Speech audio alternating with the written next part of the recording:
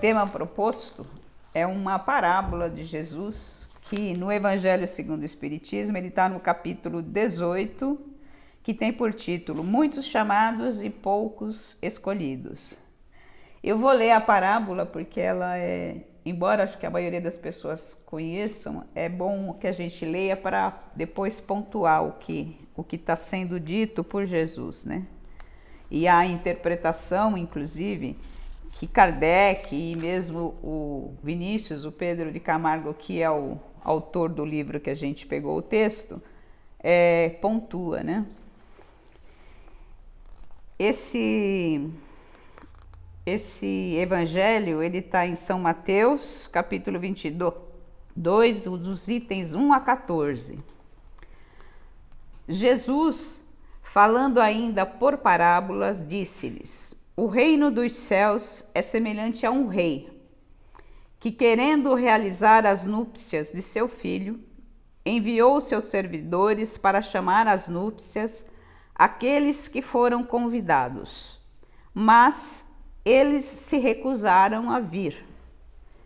Ele enviou ainda outros servidores com ordem de dizer, de sua parte, aos convidados: Eu preparei meu jantar, fiz matar meus bois e tudo o que havia feito cevar, tudo está preparado, vinde às núpcias. Mas eles não se preocuparam e se foram, um à sua casa de campo e outro ao seu negócio. Os outros se apoderaram de seus servidores e os mataram, após lhe ter feito vários ultrajes. O rei, tendo sabido disso, encheu-se de cólera e, tendo enviado os seus exércitos, exterminou esses homicidas e queimou a sua cidade. Então ele disse aos seus servidores: O festim de núpcias está todo preparado, mas aqueles que haviam sido chamados dele não foram dignos. E depois, nas encruzilhadas, e chamai para as núpcias todos aqueles que encontrardes. Seus servidores, indo então pela rua, reuniram todos aqueles que encontraram, bons e maus. E a sala de núpcias ficou cheia de pessoas que se sentaram à mesa.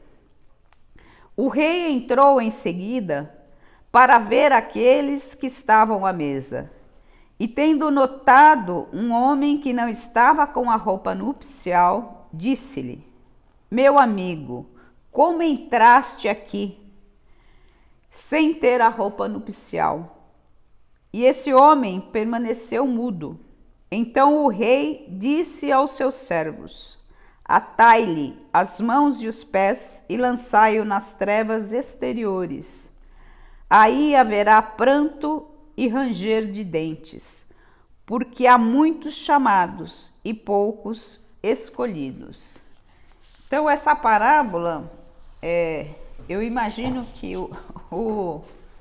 as pessoas que ouviram essa parábola no tempo de Jesus, elas simplesmente não devem ter entendido absolutamente nada, né? Até hoje, né? Por quê? Porque Jesus não está falando de nada terreno. Ele está falando, essas bodas que ele está falando, não é uma boda de um rei qualquer, né? Essa boda é do nosso Pai Criador, né? É essa relação nossa com o Pai Criador. E esse noivo que a parábola fala, ele é o nosso mestre.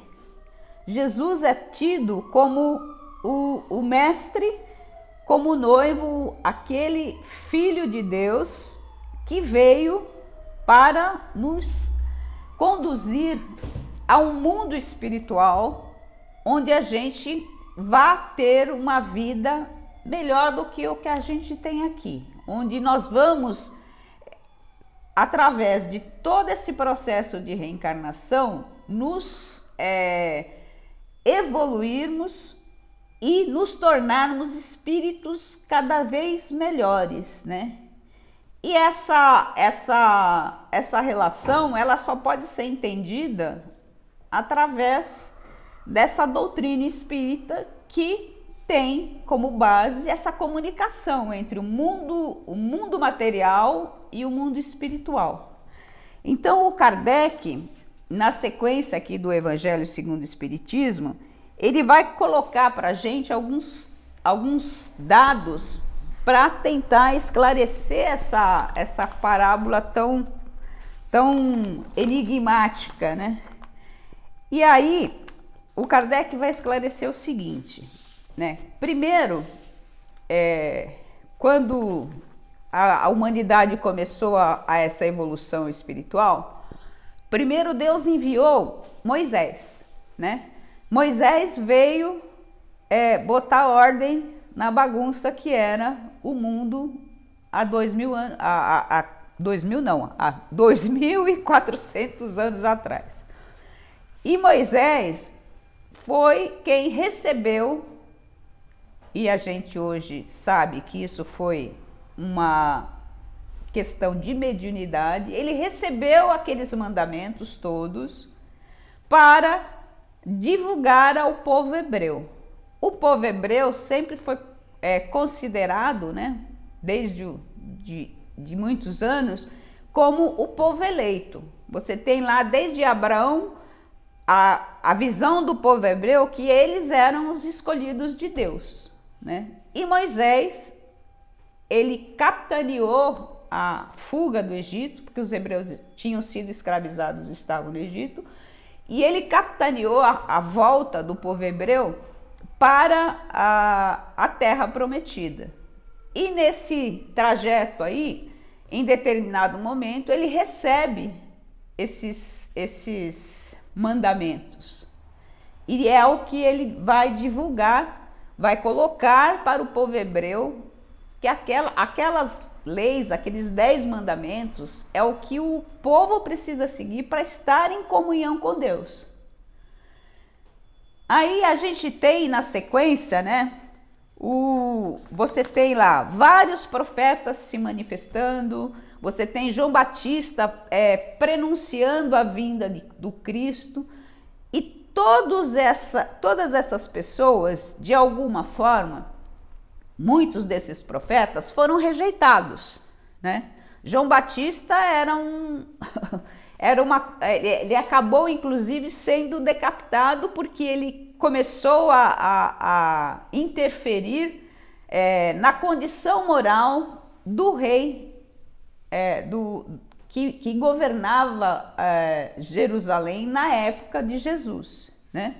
Ele foi decapitado por ordem desse rei, de Herodes.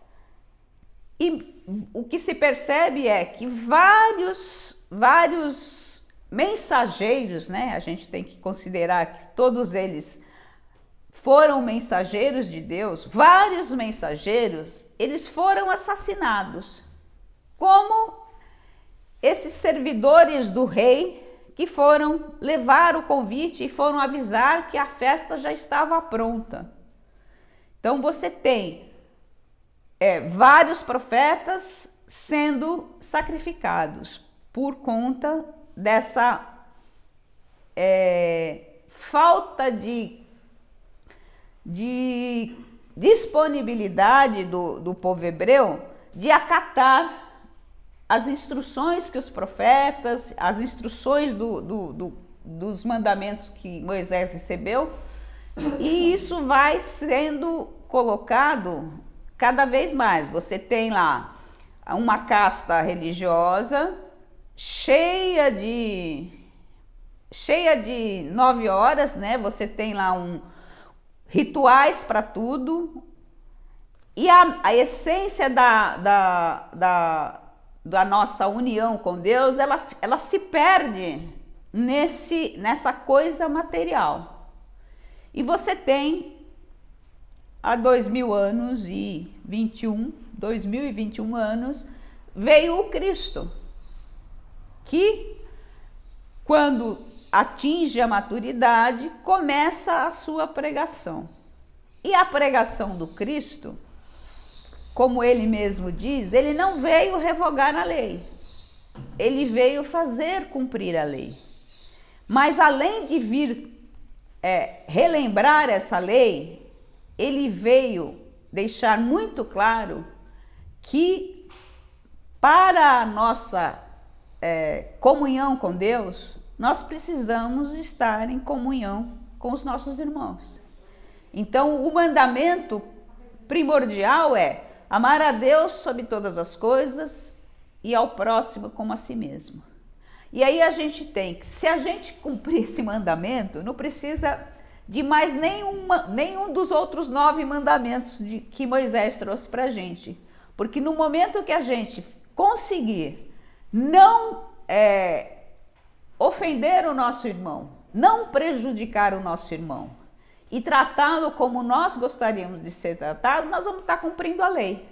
Nós vamos estar em comunhão com esse Criador.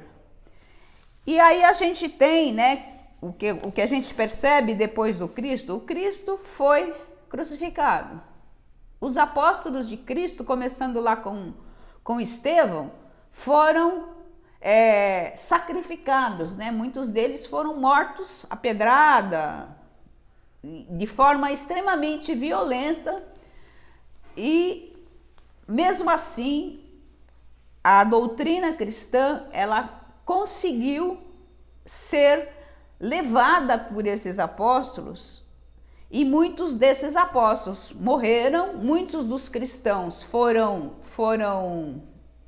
mortos nas arenas em Roma para divertir a população, e até que o cristianismo se estabelecesse e deixasse de ser perseguido, isso levou muitos anos, né? E muitos anos depois, você tem a igreja muito poderosa, mas aí voltando para aquela coisa do exterior. E o que o Kardec nos fala é que essa coisa exterior não é o que vai nos deixar em comunhão com Deus, né?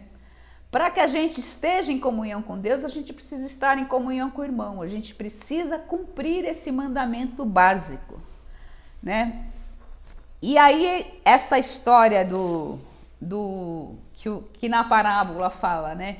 Que ele enviou os seus servos para convocar a todos na estrada, ele está fazendo uma alusão ao que aconteceu quando os apóstolos foram para tudo quanto é canto divulgar essa doutrina cristã.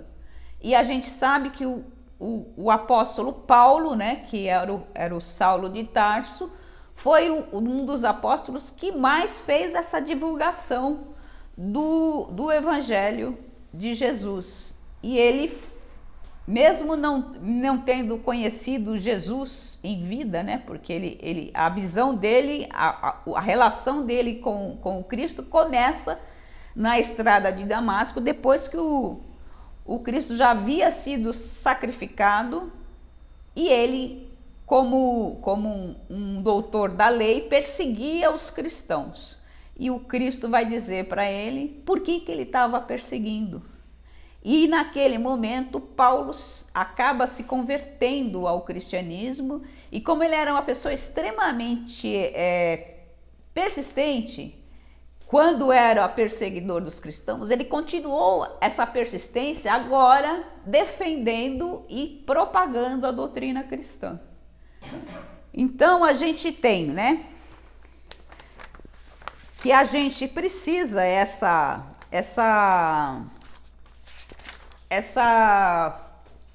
alusão que a parábola fala de levar a todos, porque primeiro, Deus quer que todos cheguem à perfeição. Então, esses coxos, esses cegos, tudo isso que ele fala na parábola, todos são criaturas de Deus que Jesus não quer perder. Todos nós, com todas as nossas imperfeições, seremos um dia seres perfeitos. Então a parábola ela só pode ser entendida com essa visão que a gente tem dentro do Espiritismo da reencarnação, que a gente vai, através das várias encarnações na Terra, a gente vai se depurando. E o Vinícius, ele vai falar, né? Antes disso, Kardec, no final da sua explanação aqui dessa parábola, ele fala a máxima do Espiritismo: fora da caridade não há salvação. Então, para que a gente chegue a essa comunhão com Deus, a gente tem que ter esse espírito de caridade. Porque a caridade, ela vai exercitar o nosso amor, vai combater o nosso orgulho e vai nos tornar pessoas melhores, né? E o Vinícius, nessa palestra, né, que esse texto que o Vinícius colocou aqui das bodas de Parábola das Bodas, ele foi base de uma palestra que o Vinícius fez em 1945. E ele destaca algumas coisas e destaca de novo, como Kardec, que essa parábola ela só pode ser entendida a partir da visão espírita. Porque se você não tem essa visão espírita, você não tem, primeiro, o entendimento de quem são esses coxos, esses cegos, né? Por que eles também foram convidados? Por que a pessoa que foi barrada pelo rei, por que ela foi expulsa? Ela estava sem a veste nupcial. O que isso significa, né? Nessas cerimônias de núpcias, de bodas, na época de Jesus, um rei ele não convidava qualquer pessoa, ele convidava as pessoas mais eminentes. E você seguia um ritual que era estar devidamente trajado.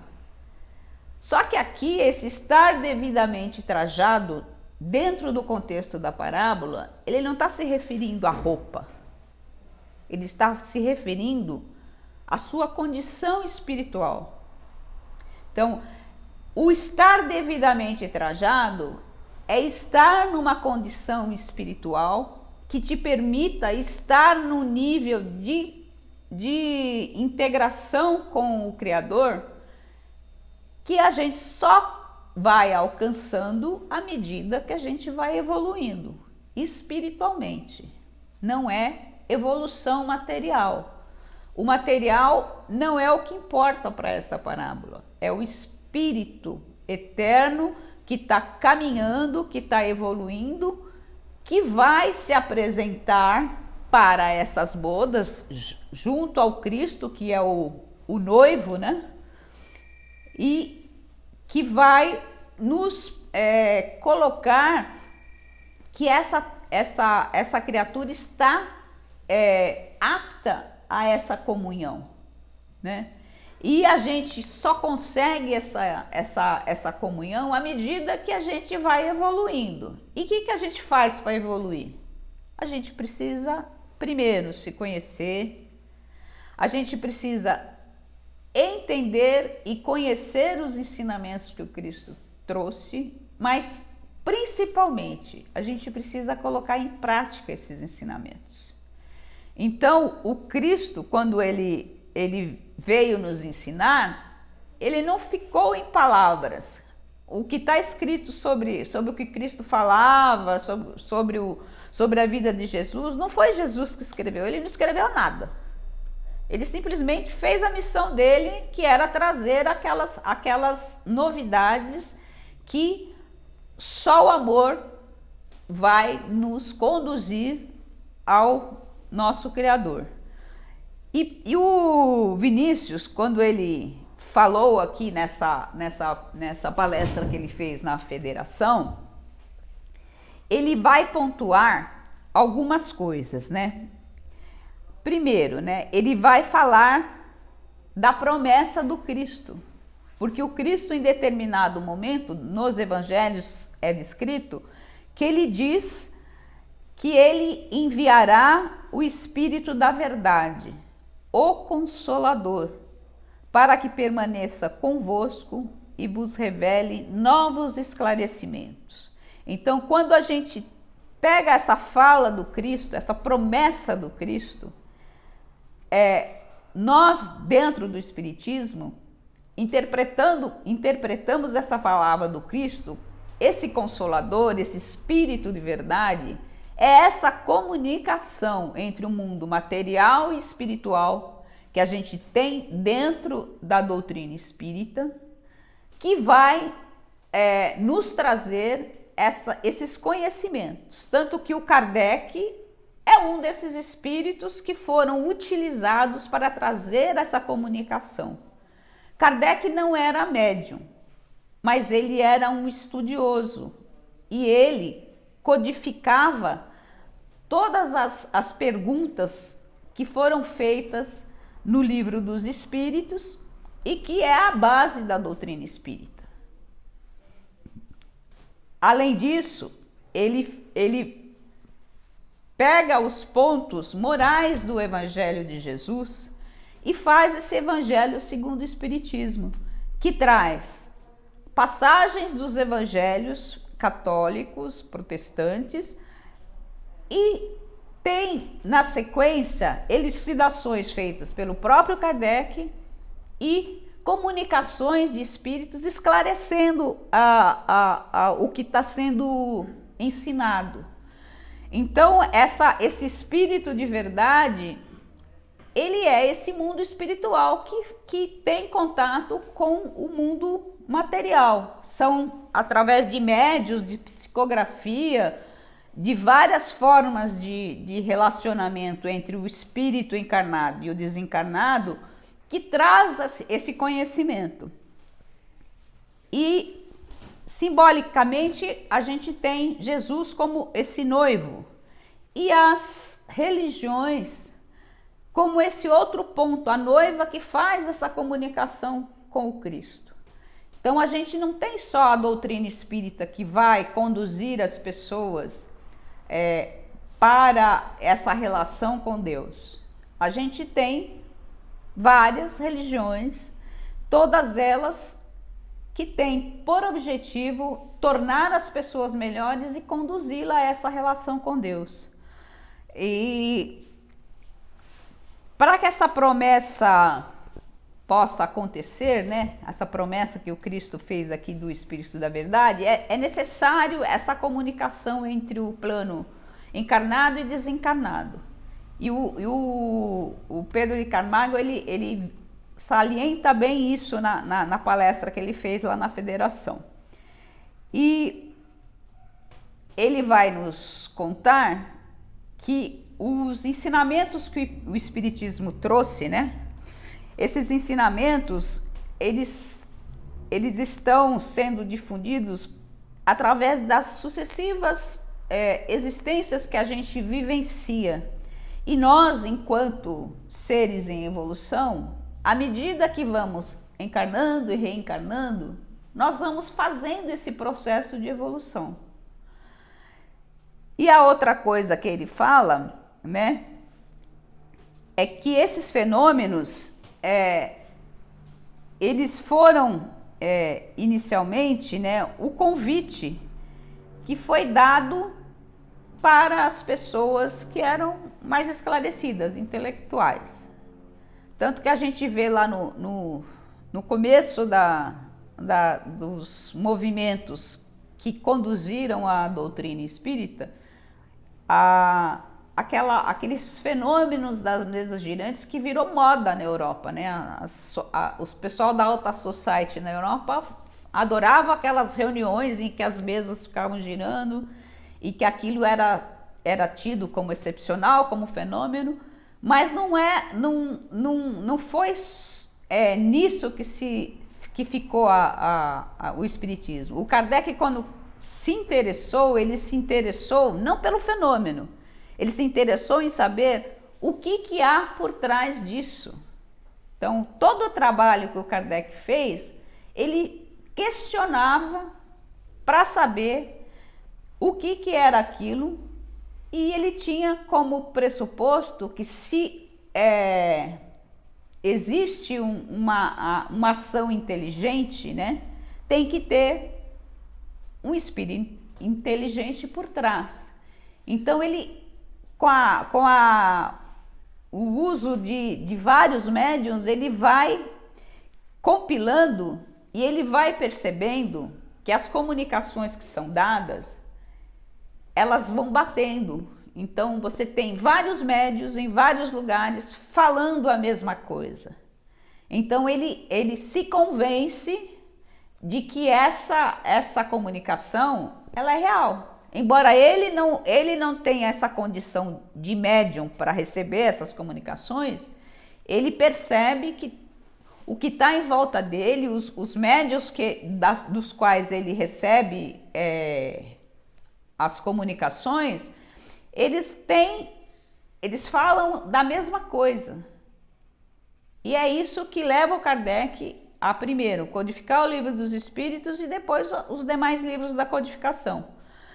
E ele o Vinícius vai contar aqui nessa palestra, ele conta um caso de uma cirurgia espiritual que teve em Pindamonhangaba. E ele usa esse caso para dizer, né, como que a classe médica, ela é extremamente agnóstica, né? Ela não acredita, né, nesse tipo de intervenção espiritual. E aí ele cita que nesse caso específico era um problema de apendicite, alguma coisa assim, e que a pessoa foi radiografada antes da cirurgia e depois. E você percebe o problema que existia antes da cirurgia, lá a inflamação, a infecção, e você tem depois aquele órgão já não existe mais no corpo da pessoa. E ele usa esse exemplo para questionar, né? Por que as pessoas mais intelectualizadas, de maior conhecimento, elas são tão incrédulas, né? A gente sabe que dentro da medicina, você falar para um médico que você fez uma cirurgia espiritual, ele só não vai rir na sua cara, porque é uma questão de ética médica, mas ele não vai acreditar. E o Vinícius vai destacar isso, né? E ele pergunta por que essa classe médica, ela não aceita essa verdade que o Espiritismo traz e que depende dessa relação entre mundo material e mundo espiritual. E ele vai esclarecer, né? Ele fala como condição que os espíritos não estão aí para concorrer com os médicos, né? Dentro dos atendimentos espíritas que são feitos, ninguém fala para a pessoa, para o enfermo, olha, eu vou te operar espiritualmente, você não precisa fazer mais nada. Pode abandonar o seu tratamento de câncer, seja lá o que for, que você já está curado. Não. As casas espíritas sérias, os centros espíritos sérios, eles vão dizer para você, continue o seu tratamento. Nós vamos fazer um tratamento espiritual, mas você precisa continuar o seu tratamento. Por quê? Porque os espíritos não estão aqui para concorrer com o médico. O médico está ali para fazer o papel dele, né? Muitos, a gente sabe, fazem esse papel guiados pelos espíritos. Você tem médicos que são espíritas que falam isso, que dentro da sala de cirurgia eles conseguem perceber que existem espíritos que vêm em auxílio do médico encarnado. Então essa coisa de da ciência descrer é algo que o espiritismo ainda não conseguiu driblar, né? A gente sabe que os médicos que não são espíritas e que não acreditam nesse tipo de intervenção, eles não se convencem. E aí o Pedro de Camargo, ele também vai citar algumas coisas que aconteceram, por exemplo, com o Chico Xavier. O Chico Xavier, no começo lá das psicografias dele, ele psicografou algumas coisas que eram ditadas pelo espírito Humberto de Campos. E a família do Humberto de Campos começou a questionar, primeiro questionar o que estava sendo psicografado. Quando eles perceberam que aquela psicografia tinha muito a ver com o estilo literário do Humberto de Campos, eles entraram com o processo para que o Chico Xavier desse a eles os direitos autorais dos livros que ele psicografou do Humberto de Campos. E o Chico, ele foi muito questionado, foi muito processado por conta das psicografias que ele fez. E ele vai dizer também sobre o Barçanufo. O Barçanufo era um prático, né? Ele é um farmacêutico prático que morava em Sacramento e que ele aviava receitas que eram recebidas do espírito Bezerra de Menezes. Ele atendia as pessoas, tinha lá uma psicografia do Bezerra de Menezes, uma receita, e ele aviava aquelas receitas e dava para as pessoas, ele dava de graça. Ele trabalhava de graça para atender essas pessoas que não tinham recurso. E o mesmo caso, o Barçanufo, ele foi processado por exercício ilegal da medicina. No final da história, ele acabou sendo absolvido porque os próprios juízes que analisaram o caso viram que ele não estava fazendo mal para ninguém, pelo contrário, e acabaram inocentando ele. Então, o que o Pedro de Camargo coloca, quando ele cita esses casos todos, é que o exercício do espiritismo, ele foi sempre muito contestado. Lá para trás, nos idos do século passado, no começo do século, final do século XIX, começo do século XX, que é quando ele começa essa divulgação mais ostensiva, o espiritismo foi muito questionado. E aí ele coloca uma outra coisa. Muitos casos ocorreram de pessoas que se utilizaram dessa mediunidade de forma a levar vantagem pessoal. Você tem um monte de charlatões que se utilizaram disso para ganhar dinheiro. Mas aí ele reporta a parábola. Esses são os coxos, os cegos de espírito. Porque o Cristo, quando convidou todo mundo. E no meio disso tem essas pessoas de má fé. Então, ele vai nos falar, né, que esses preconceitos, essas coisas que existem em relação ao espiritismo, hoje um pouco menos, elas estão vinculadas a essa incredulidade que as pessoas que estão no extrato de conhecimento, não moral, mas conhecimento científico maior, elas têm esse lado de duvidar dessas questões que envolvem o espiritismo enquanto interferência dentro do plano espiritual no plano material. E isso isso não vai assim ser deixado de lado enquanto houver pessoas que não acreditam, né? E a gente sabe que muitas pessoas não acreditam. O Espiritismo, embora tenha tido um ganho de adeptos nesses anos todos, ele ainda não é uma unanimidade. E essas visões diferentes de religiões também contestam o próprio Espiritismo. O próprio catolicismo, o Eurípides Barçanufo, quando se tornou espírita, ele sofreu uma perseguição danada da própria igreja da cidade que ele morava, né? E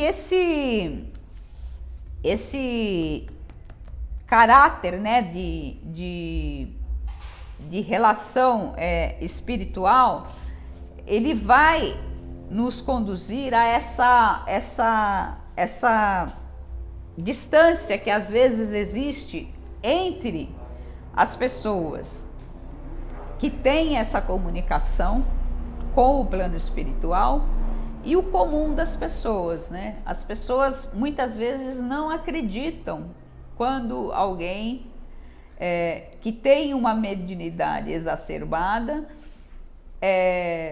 fala alguma coisa, né? Muitas pessoas não acreditam, tipo assim, você fala, eu vi o espírito do meu pai lá, conversei com ele. Nossa, isso tem para algumas pessoas é algo extremamente inadmissível, né? E ele fala que essa falta de atendimento ao convite que o plano espiritual nos faz é o que está descrito ali na parábola, né? A pessoa fala assim, não, eu vou para minha casa de campo, foi o que ele falou aqui na parábola. Não, eu preciso cuidar dos meus negócios.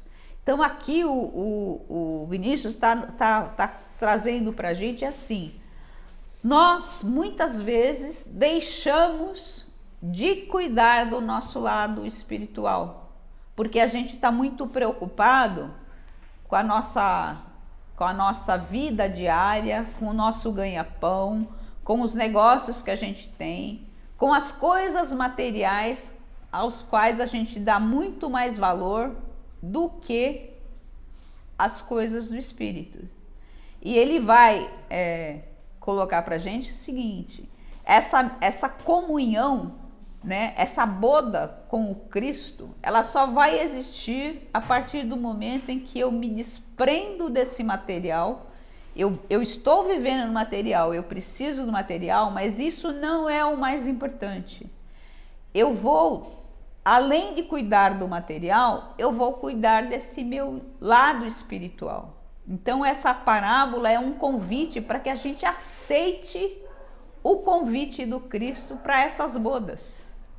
Essas bodas que ele fala na parábola é essa união do ser humano com o plano espiritual que vai sendo construída à medida que a gente evolui.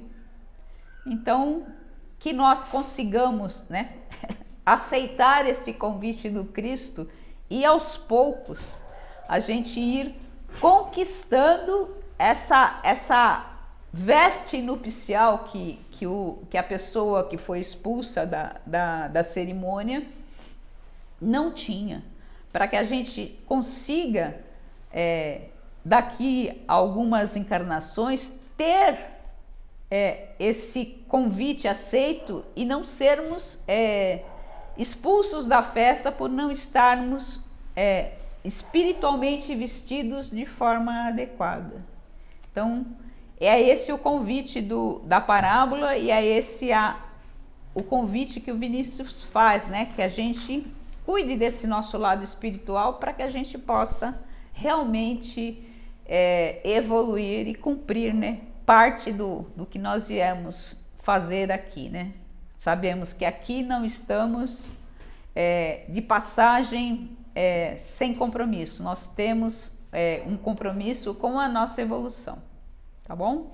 Então, que nós tenhamos um excelente domingo, que vocês todos tenham um excelente Natal, que lembrem que Natal a gente precisa lembrar do aniversariante, que é o Cristo. A gente precisa buscar nos ensinamentos do Cristo essa nossa evolução, tá bom? Então vamos relaxando, tirando bolsa, desdobrando perna, relaxando, ficando conectado com esse plano espiritual da nossa casa. Vamos recebendo as energias amorosas que os mentores da nossa casa prepararam para nós nesta manhã. Vamos deixar nos envolver desde a nossa cabeça até os nossos pés por essa energia. Vamos imaginar essa energia penetrando pela nossa cabeça,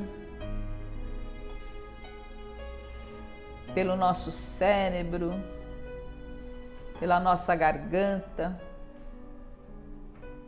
pelo nosso coração. E vamos fazer com que esse coração vibre amor. Vibre o amor que o Cristo veio nos ensinar.